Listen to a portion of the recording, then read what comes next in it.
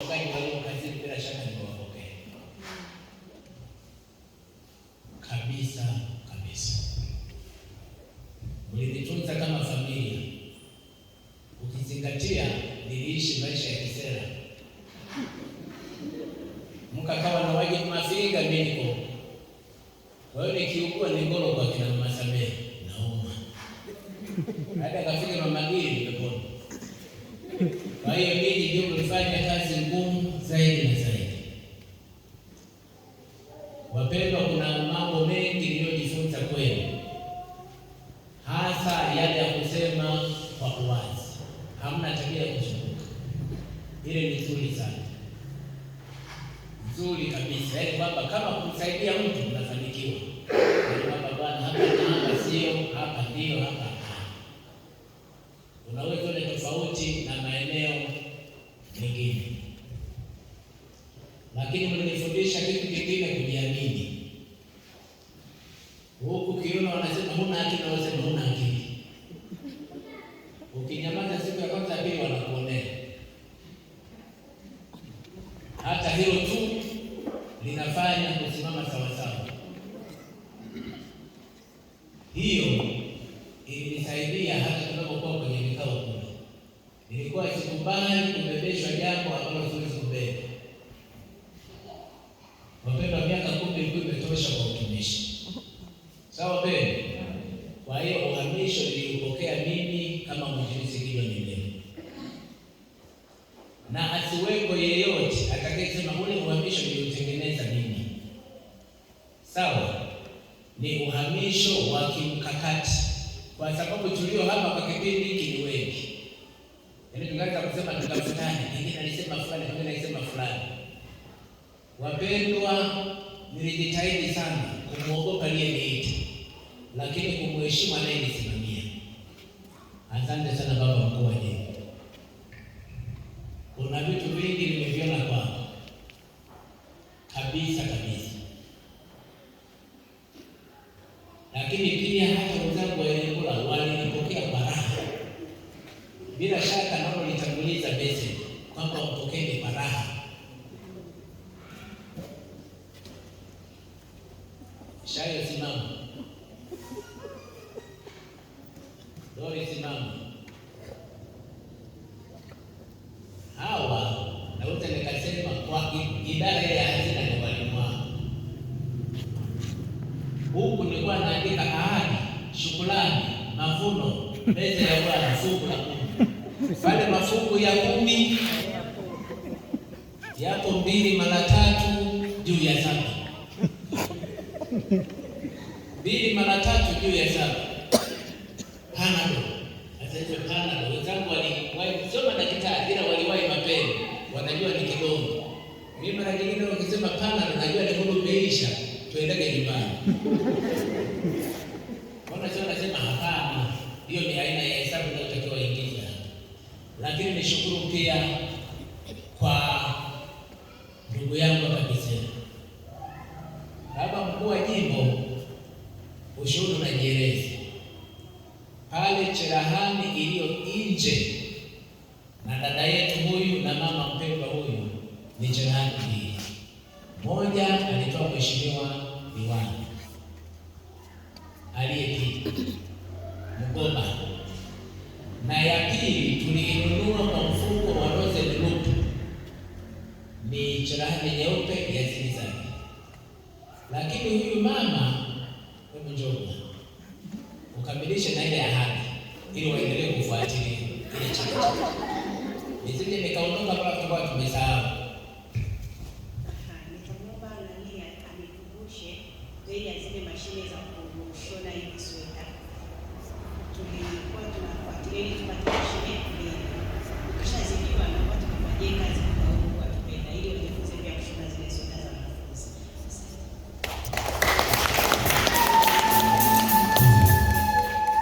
Wapendwa, washarika mkiona hazionekani wakunda umewaona? Ni wazee hapa. Fuatilia, fanya utafiti, muwasiliane. Ahadi zake sijawahi kupokea hadi ya uongo hata moja. Na yeye kwa bahati nzuri sio mwanasiasa. kabisa. Lakini pia niombe wazee wetu, nikiwa hapa mwenzenu, tuliwakaribisha wanajamii, huwa wanakutana pale Jumatatu na Alhamisi kwa mwezi kama mara mbili. Mwendelee kuwatumia, ndio washirika wetu, na kazi kubwa ni kununuliza wapate hata sadaka ya kuja kuleta hapa. Wengine wanajiita umoja, wale wa pili sio wanajiita nao, lakini tulifanya nao kwa amani na kwa raha. Miaka yote hatujapokea tatizo lolote kutoka kwao, na wala hatujawahi kuiba, na wala hatujawahi kudhulumiana, kwamba kesi mwanzo kusikia kelele pale, haijawahi kutokea. Wapendwa wachungaji, najua wengi mnaelekea kwenye umri unaoenda miaka 50 kwenda mbele. Wale niliowasimamisha ndio wananiita mchumo. Yaani mchumo maana yake kama ile ndio inaishi na taki chanue kale kambegu kale kaini. Jamani, ni wakaribishi. Ile bora pana huduma. Wengine tumeshaanza kukutana. Wewe ukiona unakaribia, piga simu. Utashinda kumchukulia kadi ya kuwahi kuondoka. Tutachukua kadi. Kama namba 2 tunabana. Hata unaona mchungaji ameshachukua kadi, ameshabeba kadi na namba 50. Ana foleni ya kule na hospitali ni ya kwake. Na ni washirika karibuni sana. Sio kwa wachungaji tu. Pale msisikilize hadithi za watu wa mitaani. Pale pameharibika siku hizi. Najiendea Ikonda. Wengine wameenda Ikonda kwa mgogoro wa macho, wamerudishwa tena wapi? Ilembula. Hata ni aibu sana ukigunduli kulienda alafu unarudi kwa aibu. Sasa wamewaletea na ile mashine ambayo ni kama nani? Niona kwenye tumbo la samaki. Unaingia linakuchekecha kufika mwisho linakupulitia nini? Matatizo yako. Hata wewe naenda nani? Kweli ndio kwa tuna CT scan ilikuwa ni kweli mpitilizi, lakini pale ni nyumbani. Sawa? Ni nyumbani. Unajua ukifika nyumbani ni raha sana. Ukifika nyumbani ni raha sana. Hapa tulipokuja kila watu wana kazi zao, ndio nasema wazi. Wengine pale mtakutana nao dirishani. Wakumbushe sema unakuja Lupembe. Tayari ni ukoo. Ulifika Lupembe, tayari ni nini? Ni ukoo. Na kuna huduma ambayo kama mambo yamegoma, nimejifunza walipo shapa kwenye rifa ya kupeleka watu Mbeya mfano, bila kuangalia sura ya mtu wala kuangalia namna walivyo wala nini. Matatizo jamani ni kidogo, lakini tunaendelea kuonyeshana kidogo ambayo hata nyumbani kwako yapo.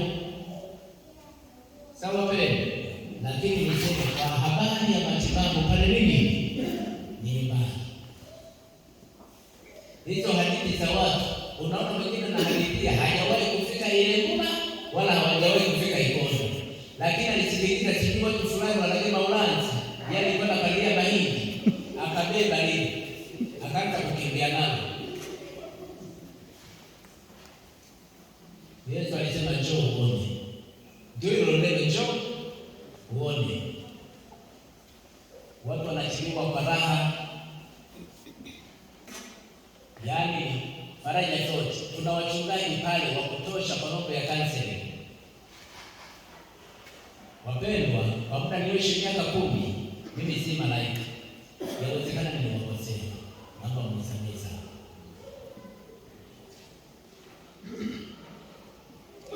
Na wale walionisamehe hata kabla sijafika hapa, nilishawasamehe. Sawa? Kuna mtu alinifundisha akasema tanguliza msamaha iwe na amani.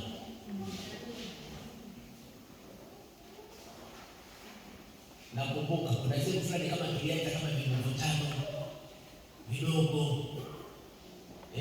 Ninapotoa maji kule bondeni yatokee hapa juu.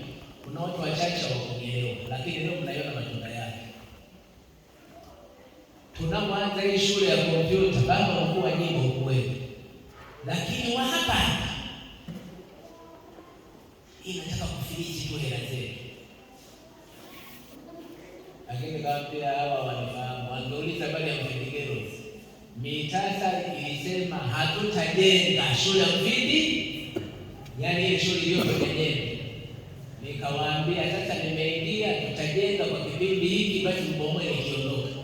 Leo ni shule yenye sifa. Leo tungezungumza nini bila Rosemary?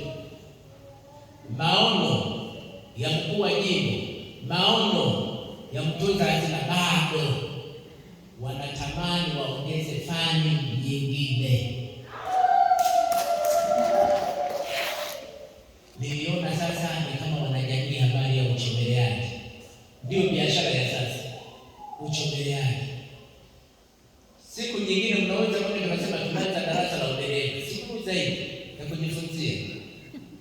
Tena ile kuuza mbovu ndio nzuri, kanyaga breki kigoma kaswage chai. Gonga lipa zinarudi hapo, acha huko. Mwisho nishukuru sana kwa zawadi mbalimbali mlizonipa.